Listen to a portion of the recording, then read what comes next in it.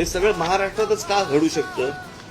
JNPT मध्ये भरती आहे आणि त्या JNPT मध्ये भरती असताना त्याचे इंटरव्ह्यूज हे अदानी पोर्टला चालू आहेत. 70 मुलांची भरती होणार आहे, पण ती भरतीची इंटरव्ह्यू ही गुजरातमध्ये होणार होती आणि यावर साहेबांनी अतिशय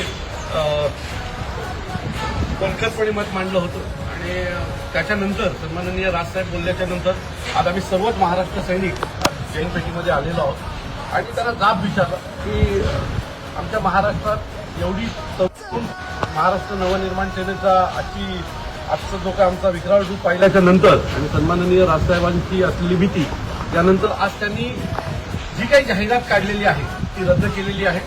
याच्या पुढे ही 70 मुलांची भरती ही आपल्या मुंबईमध्येच म्हणजे त्या JNPT होईल आणि आम्ही जी मागणी केली की ती 70च्या 70 मुलं ही मराठीत असली पाहिजे, तर ती देखील मागणी इथले जे चेअरमन आहेत JNPTचे त्यांनी मान्य केलेली आहे. त्यामुळे याच्या पुढे जी भरती होणार आहे ती मराठी मुलांची होणार आहे आणि सर्वच्या सर्व मुलं ही मराठी असणार.